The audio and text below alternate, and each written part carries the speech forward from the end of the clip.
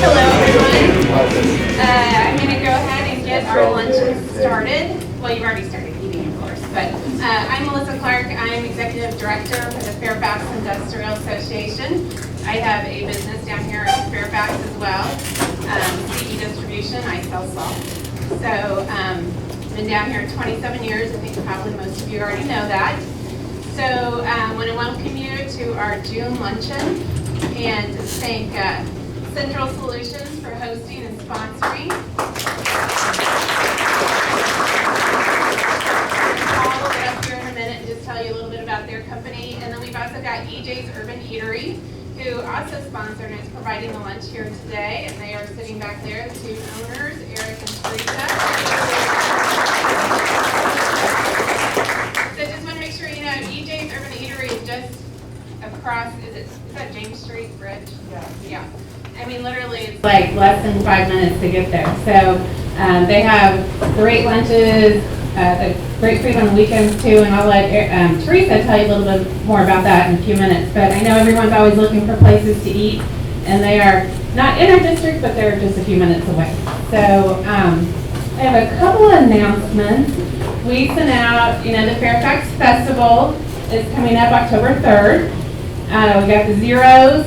Our 80s cover band is going to be our band this year, and they're a really popular band around Kansas City.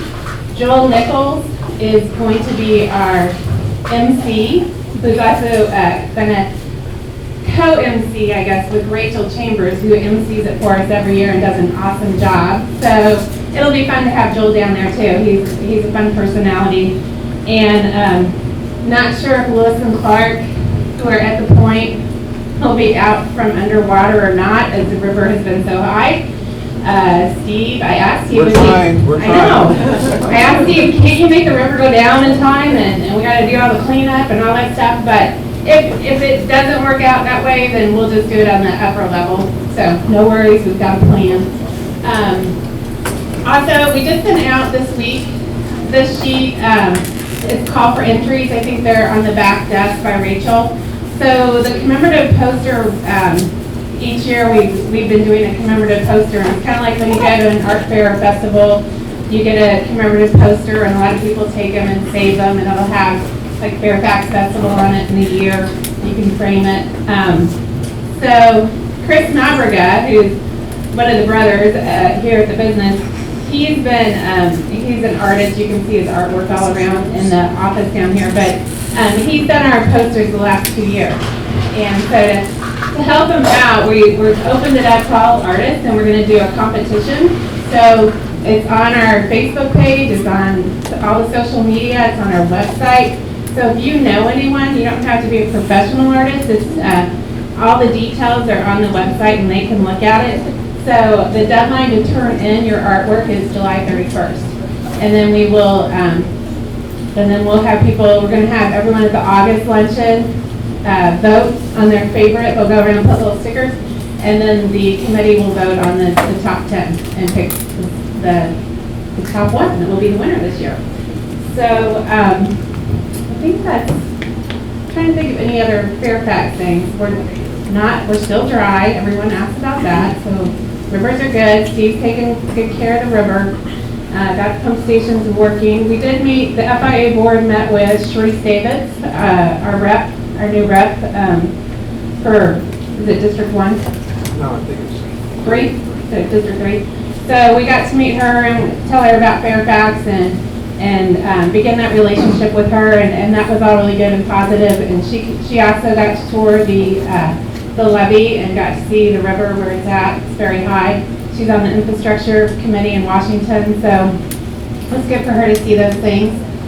She was supposed to speak at our August luncheon, but she has to be back in DC, so she's not going to be. But we have someone new that we're going to announce, another good speaker for August, so just stay tuned on that. And then in November, we're going to have Esther George back, and that's going to be on a Wednesday instead of a Thursday. So just stay tuned on all those things.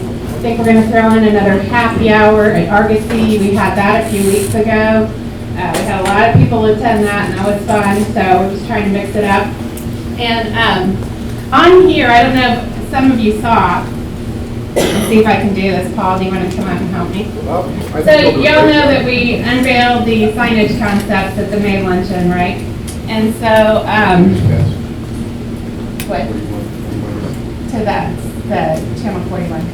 So Channel 41, Lindsay Shively, who's one of the news anchors there, she came down a few weeks ago and interviewed myself and Mary Lou, who's a 93-year-old Rosie the Riveter, and Dan Desco with B25 Group, and they put the segment on the news on the 75th anniversary of D-Day, and it's because the B25 obviously was built to help win the war. Oh, I'm going to be my technical expert. and we're going to show you the little clip that they showed on the news.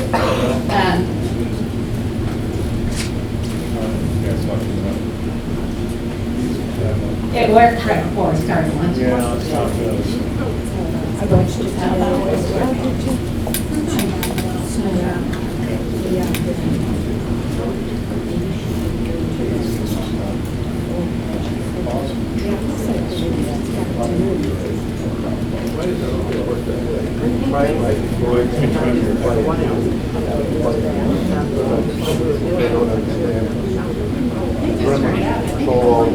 Hey, you know what?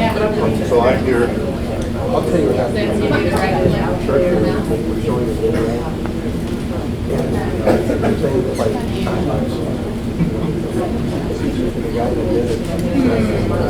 my presentation, never ever have that happen.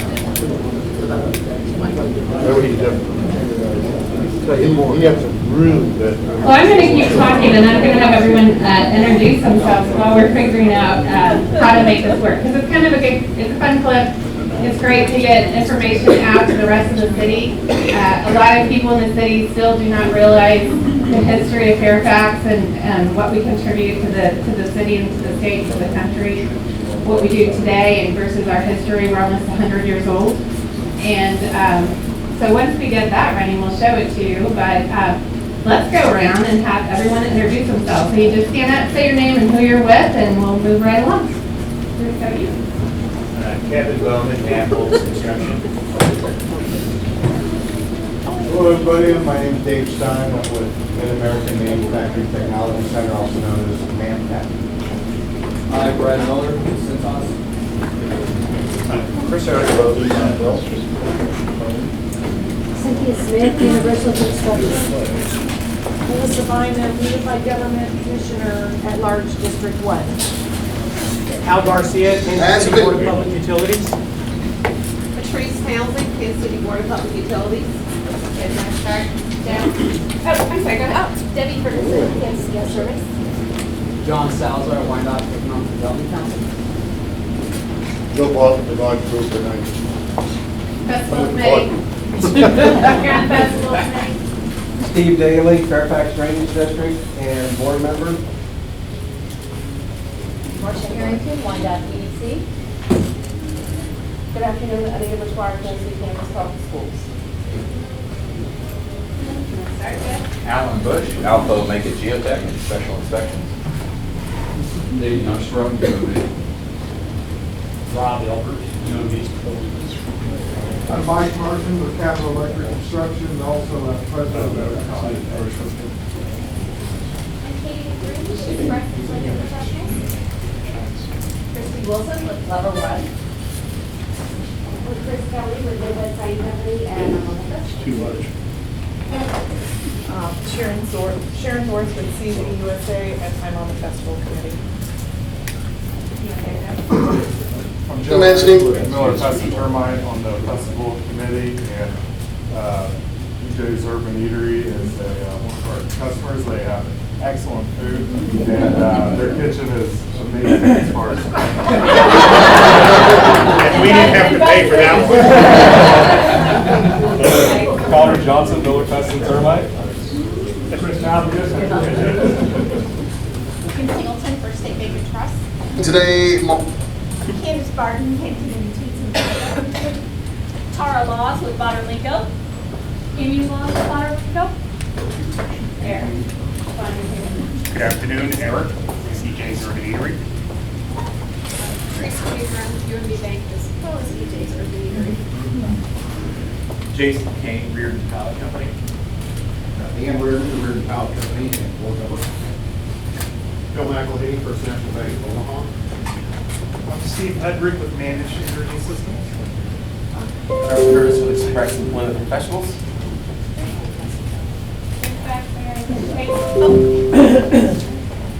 Kate Kershaw with the Kansas City, Kansas Chamber. I'm Msgr. Swetland, Donnelly College. He's also our featured speaker, I forgot to mention that. John LaTenzer, Net Packaging Systems, and also board member. David Nobriga with Signal Solutions. Jim LaTenzer with Net Packaging. Mark Kemp with Citizens Bank and Trust. Chris Yeomans, Net Packaging Systems. Elena Huffman with Msgr, disaster recovery. Henry Nobriga, Central Solutions. Greg Kendall, Wyandotte County Development Council. Luann Keith, American President. Stephanie Jones, Economic. Nina Watson, ExxonMobil. Carol Larson, Argosy Casino Hotel Spa. Also Valia, RC Casino Hotel Spa. All right, well, thank you. Oh, and we got Rachel Chambers in the back, because you probably all know Rachel well. And we got Lavella on photography. We got Paul who's getting ready to speak, and we have his brother Mike. And so I think that's everyone. Thank you. Welcome, everyone. I think our segment's ready. As we've been mentioning, today marks the 75th anniversary of when Allied forces stormed the beaches of Normandy during World War II when fighting the Nazis. And the Metro played a pivotal role in D-Day. B-25 bombers just like this one, they were used in the battle. And guess what? They were built right here in Kansas City. It's iconic, and hopefully when people see this and they see a plane on top, they're going to go, why is there a plane on top of Fairfax? 41 Action News anchor Lindsay Shively shows us the effort to remember the history of those B-25s, the thousands of people in Kansas City who helped build them, and the place where it all happened. Meet the B-25, the Billy Mitchell. When Mary Lou White saw what could soon stretch over 7th Street, I just screamed, that is so exciting. It's such a tribute to our history. Signs like these would welcome people to the Fairfax district. Everyone I talk to, friends and family outside of Fairfax, they don't know where Fairfax is.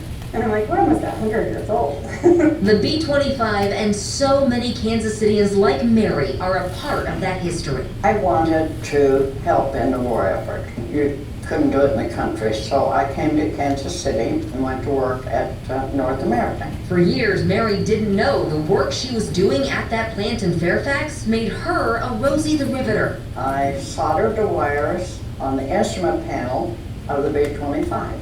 I climbed a high scaffold, went into the area, and that was the only part of the plane I saw. 60,000 men and women worked at that plant during the war. Well, the hope is when drivers see that silhouette of a big B-25 stretched out over the road, they'll at least start asking questions. And so that will start a conversation and we can tell our story. I want them to ask questions, and they should. To see something like that was probably one of the most important aircraft ever built. And the majority were built here in Kansas City.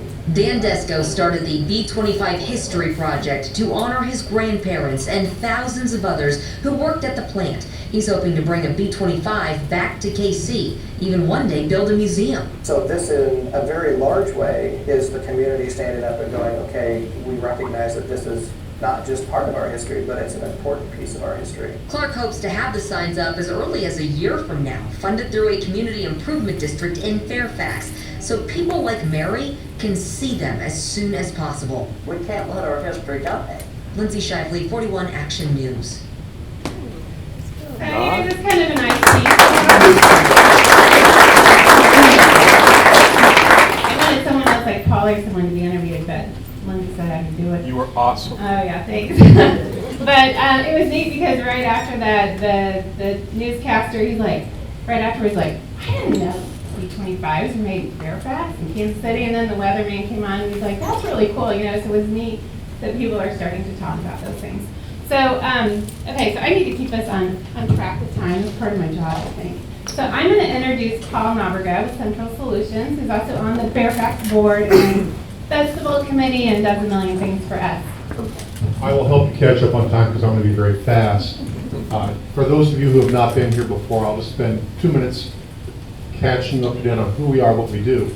Central Solutions is an FIA and EPA registered manufacturer of skincare and infection control topicals for healthcare, human and animal health. What that means is we make shampoos, skin protectants, medicated soaps, hand sanitizers, and a bunch of other things right here under this roof, all in one location. And we are a family business. You probably figured that out from all the Nobbergas that were popping up. Commissioner Biden looked at me and went, yes, there are. And there's one is actually not in the office today. And we have more in the pipeline. Another one's going to be joining us this summer. And there's just like a bad cold. You can't shake it. Got one in the lab and a few in the lab. So in the room, I have a brother there, Mike. Chris is over there. Wave, Chris.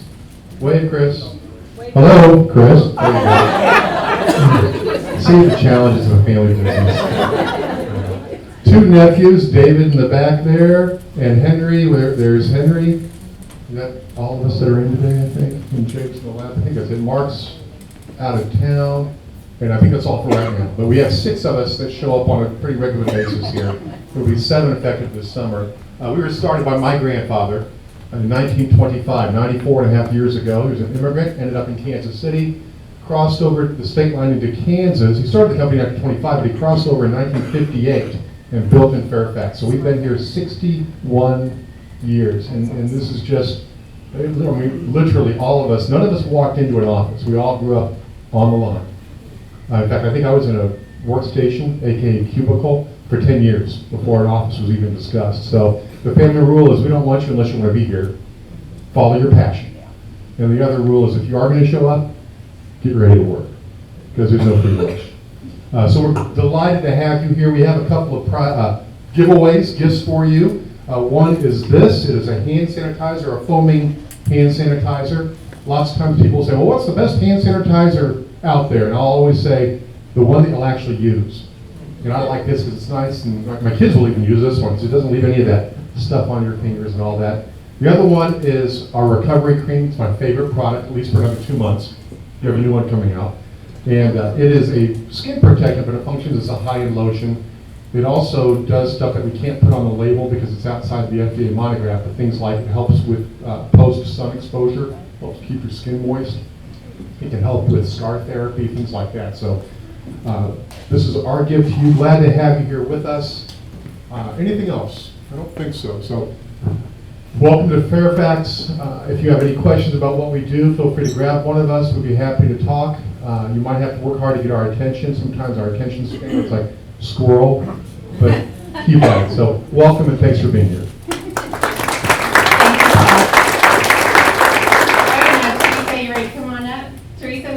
Urban Eatery. She's going to go just say a couple things because they're also co-sponsoring this meeting today and providing them lunch. Hope there's some still over there for me. Just not in brisket. Everybody else on their own. Hello, everybody. How are you all today? Hello. Thanks for coming to the meeting. I will also be very quick. So we were honored that we were invited to come to and pay the lunch as well as be included in the meeting today. We are a locally owned family business located 5 minutes from here. It's very quick. It's just drop on over. We're open Tuesday through Friday, 10:30 to 3. We do lunch only. Saturday and Sunday, 8 to 3, Sunday 9 to 3. We do brunch all day as well as lunch. In the evenings, we are not open yet for dinner, but that gives you the opportunity to do any private events. We do catering on and off site, as you can see, the off site. Next time we come, we will bring more briskets because apparently that was a very popular item today. So, because we wanted to do something special, we want to be a part of the group. We are going to be one of the supporters of the Fairfax Festivals, be one of the sponsors, and do something there. We haven't quite figured out what fun event we're going to sponsor this year, but it'll be guaranteed to be unique and fun. So, secondly, my husband Eric will be he'll be giving cards to everybody today. They're gift cards. We made them blue and gold because we wanted to kind of stick with the Fairfax colors to it's a reminder for you to kind of come and support local businesses, but there's a catch. It's a very simple, kind one. Bring a friend, a family member, a coworker in Tuesday through Friday for lunch 10:30 to 3. We will buy, with the card, we will buy your lunch. Your guests will have to pay for theirs. But the cards are not, they don't have the value on them. We did that purposely because we would like to support local businesses, and we want other people to support local businesses here in the Fairfax district. There's so much going on. I also learned about the planes and everything. I think it was very interesting, and I think more people need to hear the story. And hopefully that'll keep it all in the family per se. But yeah, you'll be able to share something with somebody that they didn't know before. So that's all I have to say. Thank you for your time. We hope you all enjoyed lunch today, and we hope you all see you. Thank you, Teresa. And Eric and Teresa, they are awesome. We go over there a lot. We have a lot of meetings there, because we can have cocktail and talk business. And Eric has provided a wealth of information on how we're doing the food vendors and beer and wine vendors this year. So we really appreciate all your help and support for that. So next we have our featured speaker, John Latenzer, who is FIA board member and previous president for I don't know how many years, a long time, and has done an awesome job. He's going to come up and introduce Msgr Swetland, who's also on the KCK Chamber board with me, and but very, very interesting man. He's got a great story, and come on up.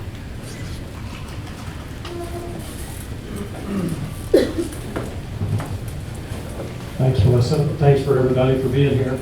I hadn't met Msgr Swetland until just about maybe 45 minutes ago, but I've been hearing about Msgr Swetland for a while. He's been in the community about 5 years. He serves as the president of Donnelly College, which is located not that far from here in Kansas City, Kansas.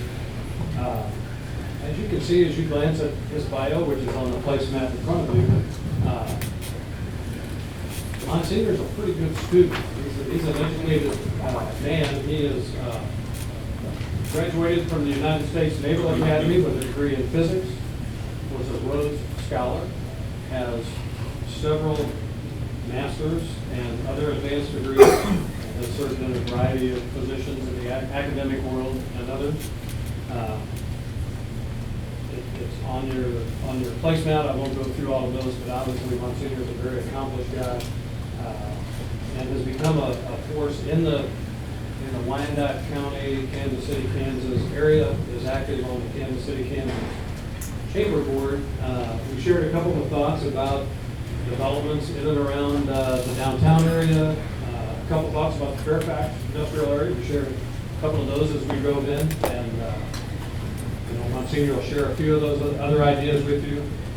My intent was twofold to invite Msgr to be here. I think, number one, we want to know who the dynamic leaders in the area are, give them a chance to be acquainted with our group, and then I wanted him to be acquainted with this group too and realize that as his students look for internships or a job after they graduate or a job while they're in school, that we have a really vibrant business network here in the association, and there might be some opportunities there. Nothing formal in place on that, but things like this could be the start of that conversation. So that was part of the reason, and I'm very thankful that Msgr Swetland agreed to come and talk to us. So, Msgr Stuart Swetland. Thank you so much.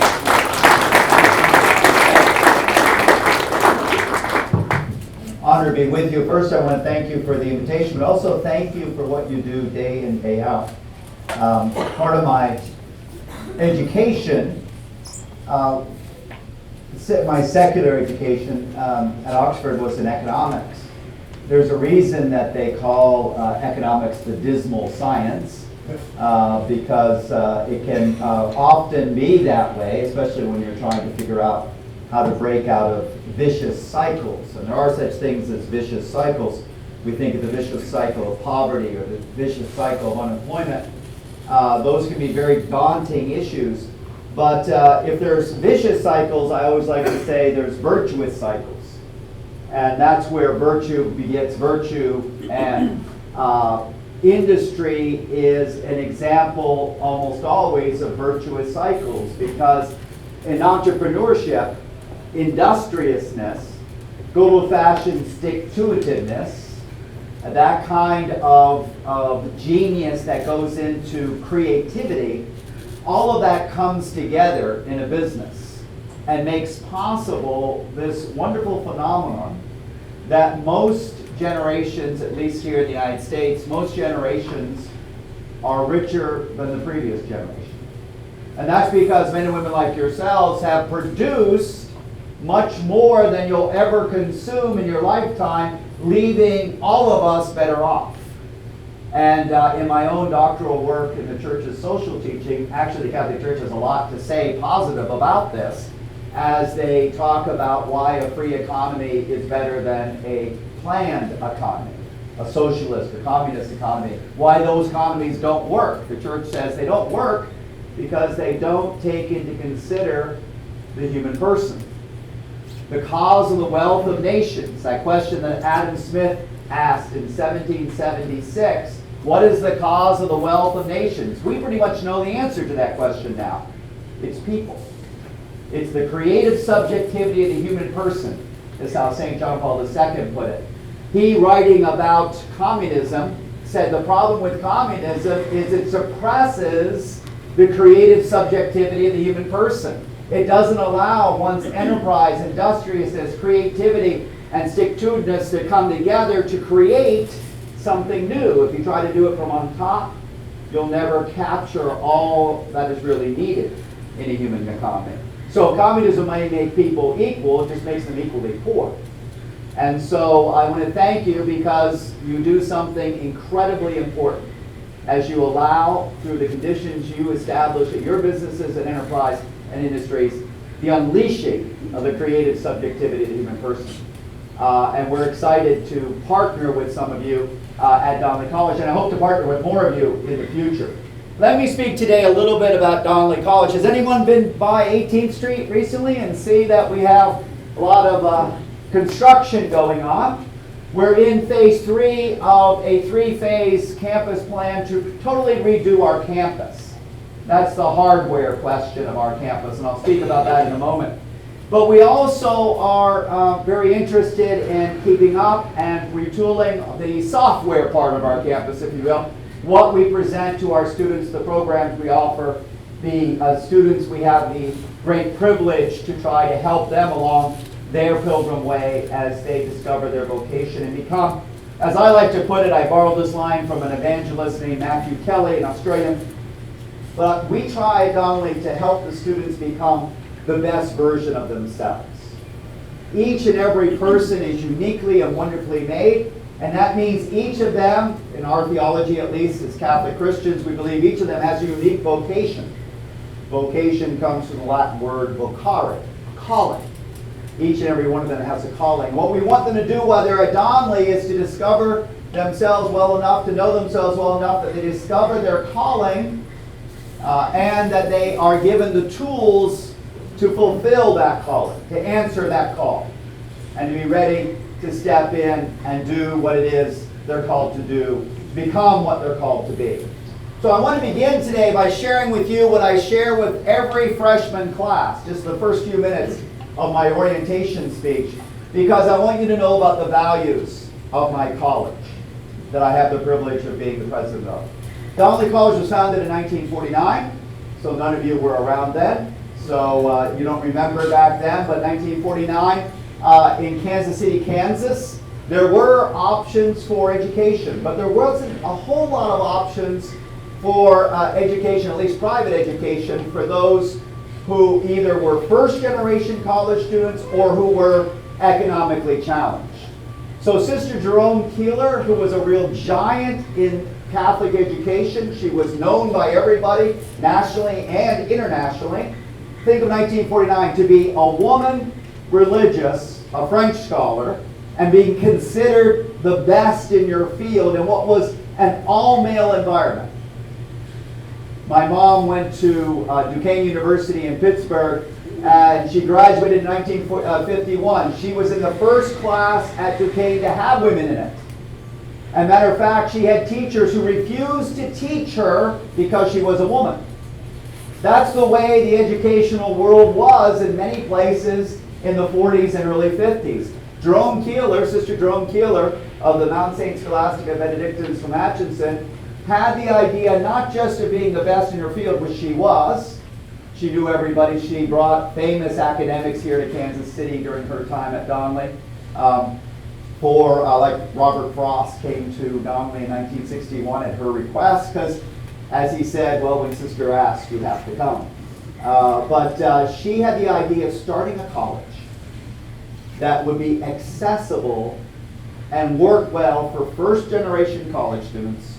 That means people who have no one in their family who's ever been to college, and students who would be have difficulty normally to pay the kind of tuitions that private institutions charge. That was way ahead of its time, and it was extraordinarily important. Throughout the 40s and 50s, if you look at the pictures of our graduating classes, it is what you would expect from a Catholic institution at that time. It was the ethnic kids from the parishes in Kansas City, and Kansas City, Kansas, and Kansas City, Missouri. They were Irish, they were German, they were Polish, they were Croatian, they were Latino from Argentine area. It was the ethnic kids of that generation, many of them using the GI Bill as the fact that they were vets. Well, of course, Donnelly continued that mission, and in the 60s and 70s, again, all of you are too young to remember that, but the 60s to the 70s, well, the times they are changing. And things changed in Kansas City. And so Donnelly became a primarily minority-serving institution recognized by the federal government as such in the 70s. And if you look at our graduating classes, it reflects that reality of how KCK changed. In the 80s, of course, a whole new wave of immigrants from all over the place, especially a lot of Latinos, but people that were refugees that you generously brought on board here in Kansas City, Kansas, and Missouri, started coming to Donnelly in large numbers. And we got recognized as a Latino serving, a Hispanic serving institution as well. So today, we're the only federally recognized minority serving and Latino serving, Hispanic serving institution in the area. And U.S. News and World Report, 2 years in a row now, has named Donnelly College the most diverse college in the entire Midwest. So if you want to, there's a good trivia question, where is the most diverse college in the entire Midwest? U.S. News and Report thinks the Midwest starts in Ohio, and they think it ends at the Colorado border, and it goes from the Oklahoma border to the Canadian border. So in that region, we are the most diverse college right here in Kansas City, Kansas. And it's because we're about 38% Latino right now, about 32% African American, about 7% of our students self-identify as bi or multiracial, a growing group, a growing number in our society as we see this great melting pot or salad bowl that is the United States. About 5% of our students are Asian Americans. They come from places like Burma, Myanmar, Nepal, Vietnam, India, because we have large numbers now coming into our area from those countries. This year we graduated 105, our third straight year with over 100 graduates. We graduated people with associate's degrees, bachelor's degrees, nursing degrees. We offer the nursing program up through the RN, the ADN, the associate degree in nursing. And just to give you one example, the kind of diversity at Donnelly, I taught medical ethics to a class, not this past one, but 2 classes ago. And I had 27 LPNs in the class I taught. And those 27 LPNs were from 16 different nations of origin. They spoke 11 different first languages, but they were all in one class together. They were Muslim, Jewish, Baha'i, Eastern religions, Protestant, and Catholic. It was a great opportunity for me to talk medical ethics with an incredibly diverse group of men and women. All of them now are nurses. And boy, does our area need nursing. And it needs nurses that are gifted linguistically, who know multiple languages. Now for us, it's some of the struggles of getting those nurses past all the standardized tests because they're working in English. And as some of the students who were working in their third language would say, English and these double negatives, it's driving me crazy. Well, it is a tough language if you're not used to how we structure things. But we're proud that we're able to, year in, year out, turn out nurses who are culturally and linguistically gifted that will serve. And most of our nurses stay in the area. We split pretty evenly between Missouri and Kansas for our nursing. And overall, about 75% of our students are from Kansas, about 25% from Missouri. What are the values that make Donnelly College who we are? Well, we've got 3 key values. And this is what I tell the freshmen. I kind of gave you a longer introduction than I meant to. But the first value is we're a college. So we seek the truth. We seek truth. Now that doesn't sound very controversial probably to most of you, but quite frankly, in the academy today, to stand up proudly as a college and say that there is truth and the truth is knowable is in fact a controversial statement. But there is truth, and the truth is knowable. And we as a community at Donnelly College seek the truth. But what I tell the students and what I tell my faculty is we know how difficult it is to grasp even part of the truth. And a great deal of humility has to go into our efforts to seek the truth. And that's why we do it as a community. I tell the students that we're a community of learners. Every person at Donnelly College should see him or herself as a learner. Now, some of us have been around a little bit longer. I tell the students, you can tell because we got gray hair. And so we call those people professors and instructors because they've been at this a little bit longer and they can give you a roadmap. They can tell you what places are, in fact, it looks like a shortcut, but it's really a cul-de-sac. They can tell you the places not to go. That's just filled with all kinds of problems and quagmires. And they can guide you into a path that will help you discover the truth, know the truth, so you can live the truth. So our first value, because we are a college, is we seek the truth. And I have just some outstanding scholars at Donnelly College. I am very proud. I like my own work in scholarship. I think it's important that I keep it up. I teach one class at least a year. I still do a lot of work in the areas of the ethics of war and peace because of my military background. I get to talk to the Leavenworth officers on several occasions a year about the ethics of the use of deadly force. I enjoy keeping up in my own field, but my faculty who are doing that full time are just tremendous. And they're willing to teach smaller classes, even if it means teaching more of them. When I was at the University of Illinois, I had 2 classes one semester, 1 class the next, and was considered a full-time faculty. My teachers will teach 5-5, so they can keep the class size small. Now, at the University of Illinois, I was not allowed to teach a class less than 35 students, and most of my classes were greater than 60. And I'll be honest with you, they got so big that the teaching assistants knew the students. I didn't. I was just the guy on the stage presenting the material because the class was so large. We never do that at Donnelly. We keep our class size small so together we can seek the truth. The second value is really related to that because Donnelly tries always to build community.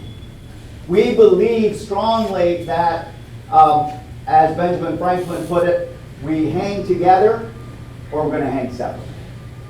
Now he was talking about the Revolutionary Fathers who had to hang together or they're going to hang separately by King George. But in fact, we believe it's very important, especially in this day and age, which can become very individualistic, that we see the fact that we should build community. Even seeking truth requires a communal effort. I love the fields I get to study, but I know nothing about film, especially foreign films.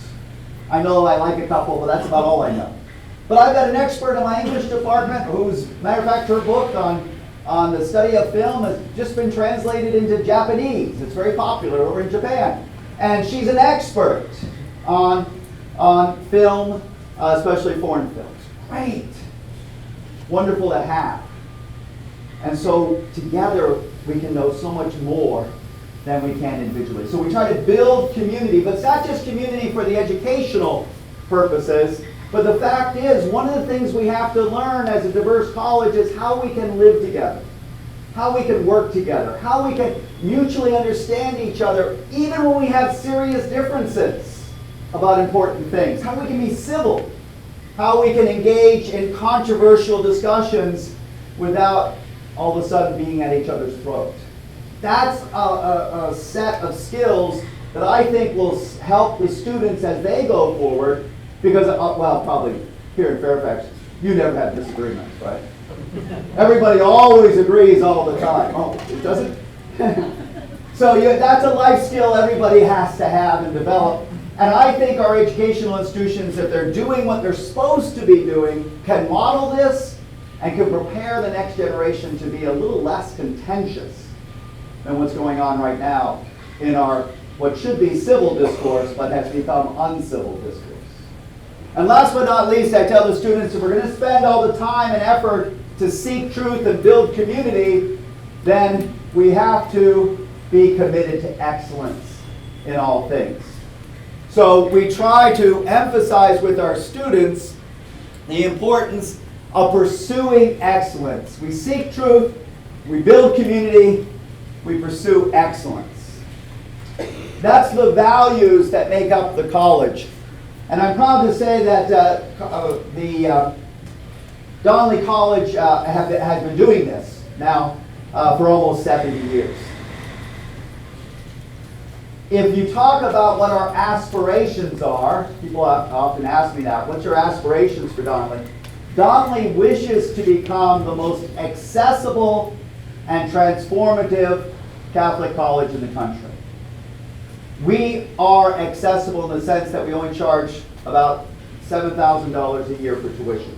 Actually, it costs less to go to Donnelly than it does to the Catholic high schools in the region, because we want to not keep people out because they can't afford it. And many of our students get scholarships on top of the fact that we only charge $7,000 a year. The average Catholic college is charging about $28,000 a year. Many of the Catholic colleges, unfortunately, are charging in the 40s, 50s, and even 60s.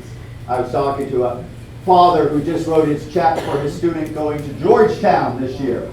And for the year, they wrote a check for over $60,000. Well, $60,000 would give you 2 students for 4 years at Donnelly, and you'd have some change left over. We try to keep our tuition low. That means I don't have certain things that other colleges have. I don't have an NCAA sporting program, because quite frankly, except for a handful of the really big and best colleges in sports, that's a drain on the tuition dollars of the people who go there.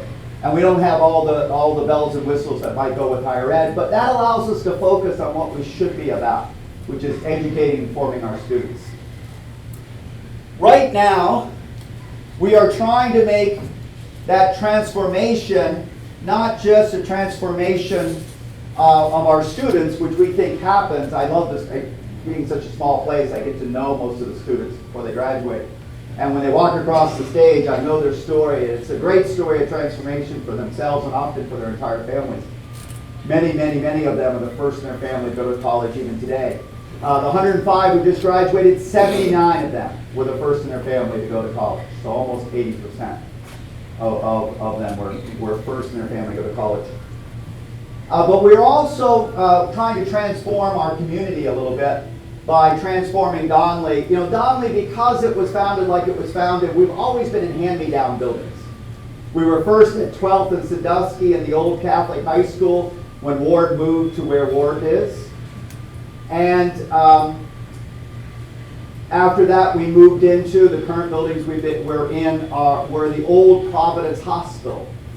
You know, let's be blunt about what happened to downtown KCK. White flight was devastating to downtown KCK. And let's admit, it was white flight. We know the history. We know the history of racism. We know the history of the communities that were built to keep, people of color out. We know the Nichols history. We know all about the covenants and all about what that did to this region. We know what happened when Johnson County started growing houses rather than corn and beef. We know the history. And institutions left, right, and center left and abandoned downtown KCK. The community college went west. The hospital went west. Many things went south, some went north. You know because you stayed in Fairfax. Many of your companies were here, but not all of them stayed, did they? We stayed. Donnelly made the commitment, and it was a heroic commitment. It almost cost the college's existence because it almost went out of business in the 80s. It chose to stay. The board made the heroic choice to stay. The Archdiocese and Mount St. Scholastica Sisters made the decision to support an institution that would stay in what was a difficult part of town for a college to be. When I first came here, I had consultants come in and said, Father, first thing you have to do is close this college here and move to Johnson County. They even had a site for me. Of course, they were trying to sell me something. But all the studies would have said that's the smart thing to do. The diocese made the commitment to stay in the region that, as our mission statement says, we're to serve those who would not otherwise be served. Donnelly made that choice. But we were always in hand-me-down buildings. We were in the old Providence Hospital buildings. And it's not fair to our students and not right that our first-class education isn't delivered in a first-rate facility. So we've been working the last 5 years since I came here, I'll be 5 years this summer, the president, to implement a master plan that would build new buildings and refurbish the one building we're going to save out of the Providence Hospital buildings, Marion Hall. Phase one was our event center. Many of you have attended events there, including the last mayoral debate before the primary of our mayor election. We have totally refurbished Marion Hall where our nursing is. That's 25,000 square feet of refurbished academic space. Those two phases cost us a little bit short of $6 million. Those are done, and I'm proud to say, paid for. We now are in phase 3 of refurbishing by replacing the hospital tower, which has grown old and decrepit, with an entire new academic building.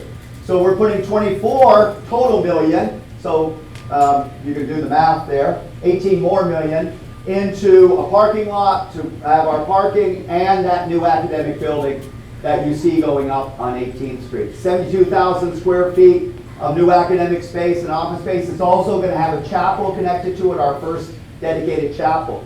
So total, my campaign that we're currently on will put $30 million into downtown KCK. And we did that with the idea that we're going to go first. Hopefully others will follow. I'm glad to see that KU is coming to downtown KCK. I think it's important that we have this kind of investment, but quite frankly, we've got a lot of work to do as a community to revitalize downtown KCK. We now know that no region can survive by leaving part of its community behind. Okay? If you attended the chamber event, you heard it from outside experts, from large banks, who said very clearly, an economic development for a region is dependent on the gap between the richest and the poorest. If that gap's too big, that's an anchor that will hold back the entire region.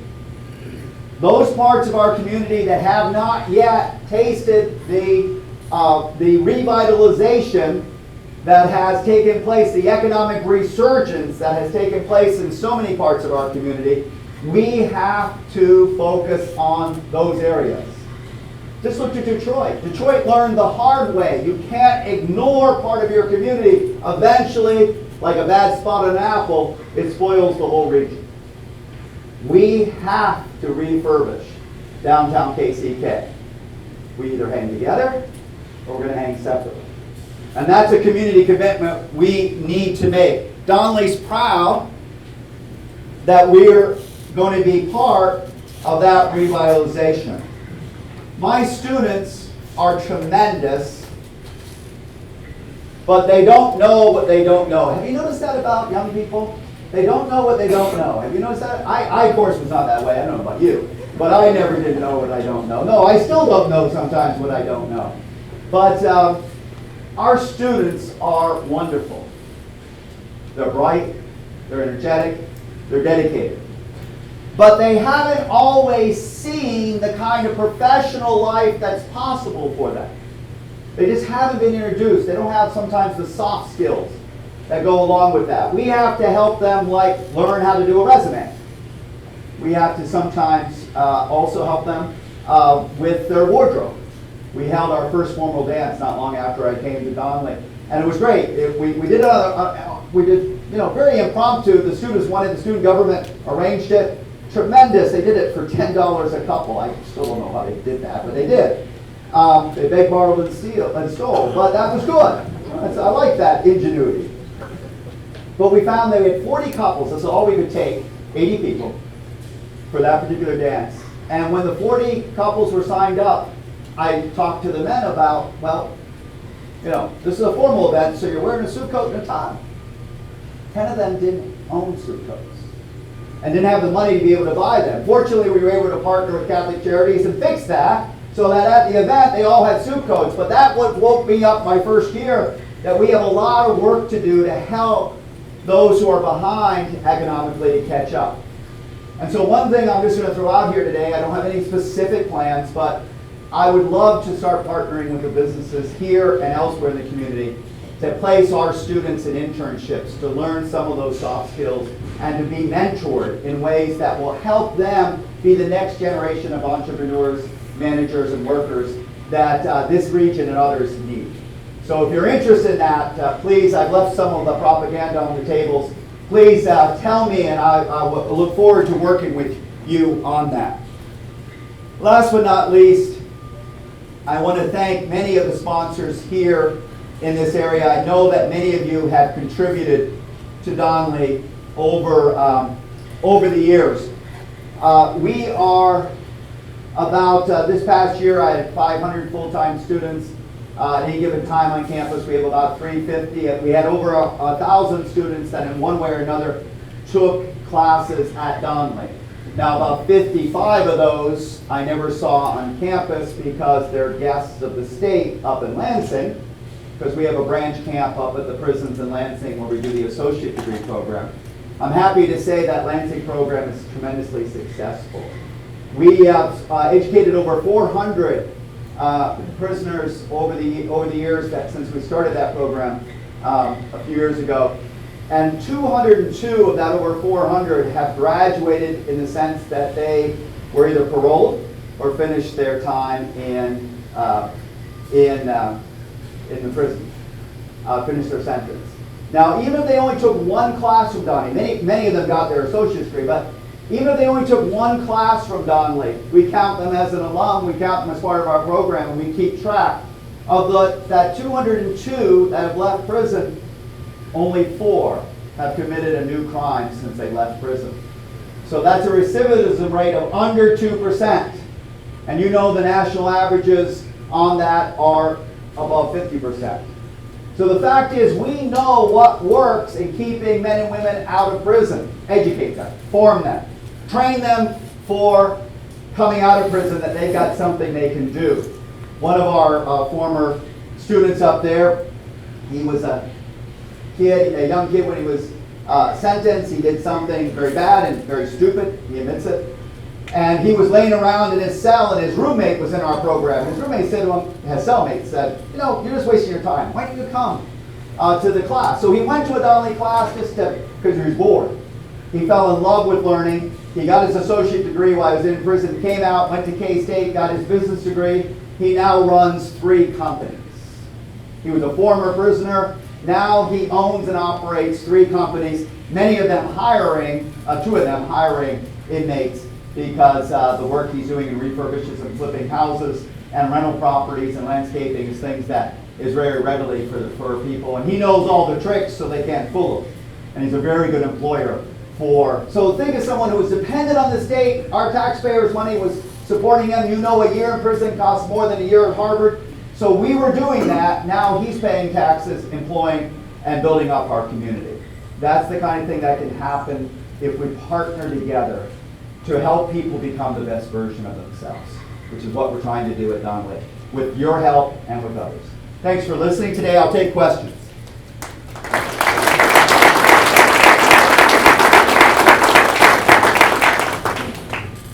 Questions, comments, set contras? That means I'm opposed to that position. How long have you been president? I've just finished up 5 years this summer. Yep. So it's a little bit over. It's almost up. Yes, sir. How many students in total do you have?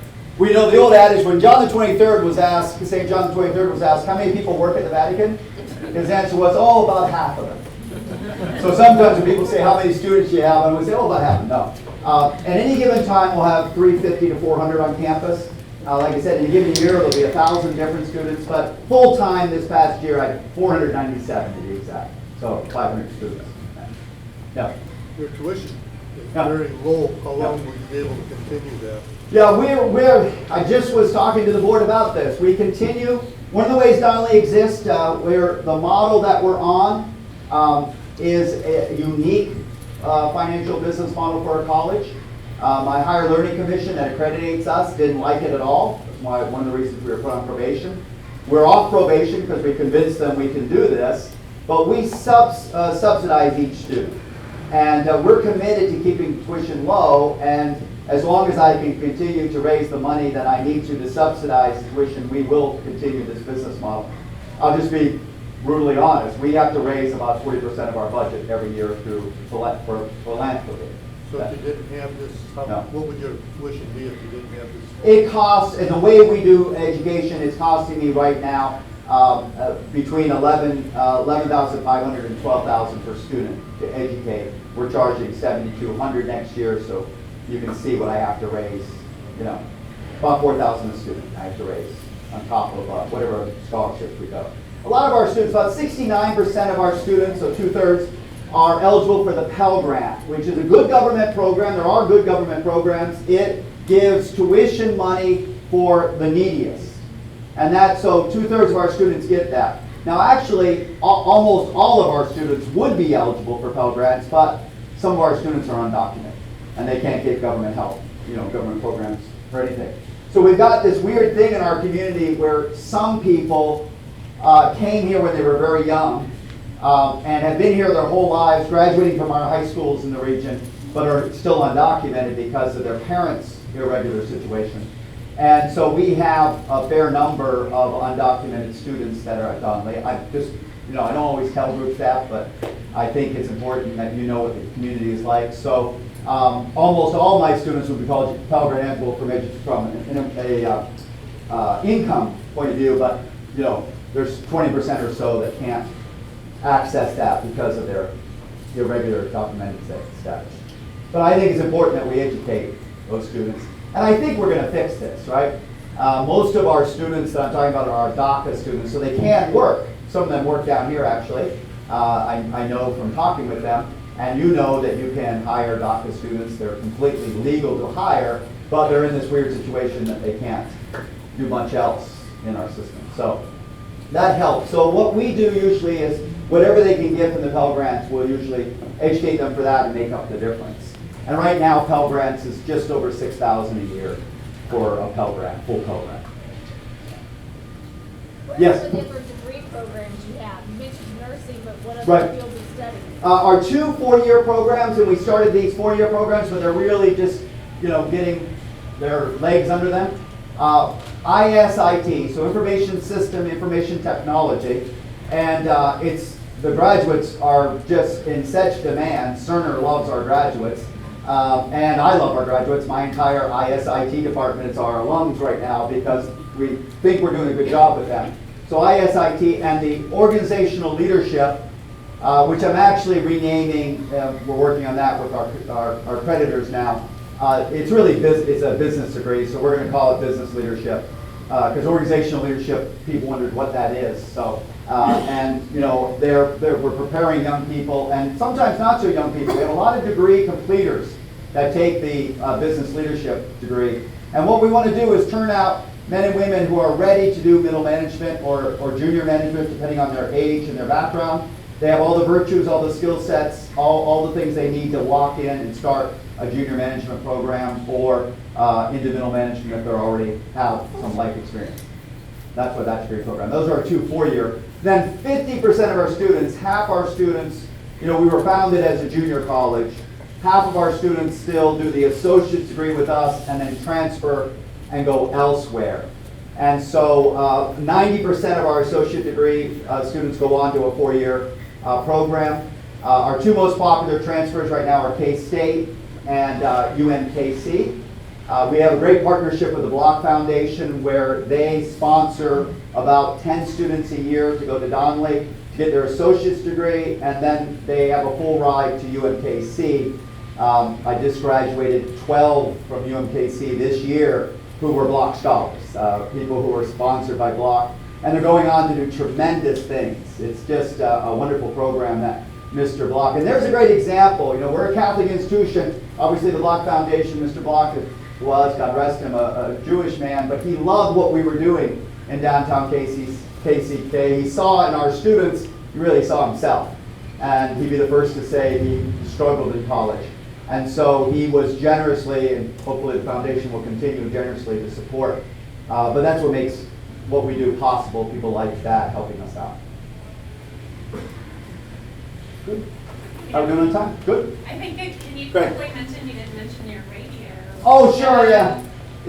What do I do with my spare time? I have a television and radio show. I stopped the last television year, I had 8th year of the show for EWTN. I filmed it here in KCK, 13 episodes, but I don't think I'm going to do a 9th season, so I'm going to have to say I used to be a TV person.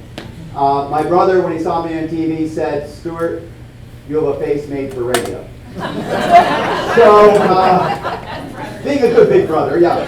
So I started a radio programming when I was asked. So I'm on Relevant Radio. It's a national network, Catholic network, every day. Matter of fact, I pre-recorded my show today to speak with you. I'm on from 12 to 1 on the radio. So our kind of slogan at Relevant Radio, from Maine to Maui, we cover the entire nation, but we're not covering Kansas City right now. So we need to buy a station here. If anybody wants to sell us a radio station, let me know. It's a show called Go Ask Your Father, where people call in and ask me questions. So it's somewhat dependent on the call-in questions of what the subject is, unless I do a pre-record like I did today. And then I just answer emails because it makes it easier to pre-record. But of course, as soon as I did that, my brother called me up and said, "Finally, you took my advice." But he said, "Only you would be dumb enough to do a radio show opposite Rush Limbaugh." So, yeah, I'm not very savvy when it comes to choosing the hour. But it's my lunch hour. It's what I do with my lunch hour. I recorded out of Donnelly. They set up my office to be a mini studio for an hour. So that's what I do with my spare time. For here, the Relevant Radio app is a great app.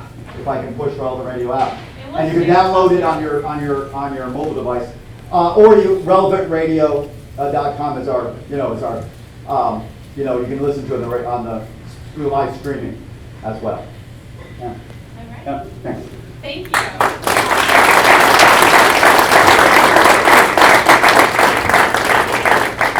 right, well, that's the end of our show today. Everyone gets a door prize, Msgr. Thank you so much. It was great listening to you. I learned a lot more about Donnelly College. And do we have any other announcements? Next month? Oh, July. Railroad track. Oh, there's a couple. Okay. July there's no luncheon because everyone in Fairfax is on vacation. I wish. I feel like I should. So no July luncheon. I mentioned August. We will be announcing the speaker as soon as we have that confirmed. I forgot to mention in September, Getting the Basics. We're going to have our luncheon there. And they're a great organization. I think probably a lot of you know about them. They take care of the needs of kids in the school districts for personal items that often goes unlooked.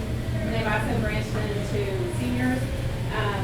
Mayor Albie's a big supporter of them. They have Teresa Hamilton runs it. And we're going to do a kickoff and a drive in Fairfax where they'll bring barrels around. So that'll be in September. October is the festival. November is another luncheon with Esther George. December we're going to have a holiday happy hour and railroad crossings. So railroad crossings are a mess. in Fairfax. They've been neglected for a long time. The board has been working on trying to get that fixed. Basically, it falls to the city and to the Union Pacific to maintain those railroad crossings. And we have a meeting set up with the UP and the city. The city has already committed $300,000 on their part to work on repairs on the tracks for the crossings. And so we're meeting with the UP Monday, and hopefully we're going to be making some good progress. There's 2 crossings that already are scheduled. They were going to get done in May, but there was rain. So June 15th and 16th, they're going to get new mill and overlay at the approaches. All of the crossings, Steve and I went one afternoon, and we have a whole spreadsheet that lists every single crossing in Fairfax. There's 32, and it talks about any item that needs attention. And so you can find that on our website, FIAJK.org. Just go under resources. You can pull up the railroad crossings, pull up the documents, and we'll keep updating everyone to let them know as we're progressing with that. And hopefully we'll have some good news after next week's meeting. Is that good? Good coverage? Okay. Anything else you guys? Because we're not going to see each other.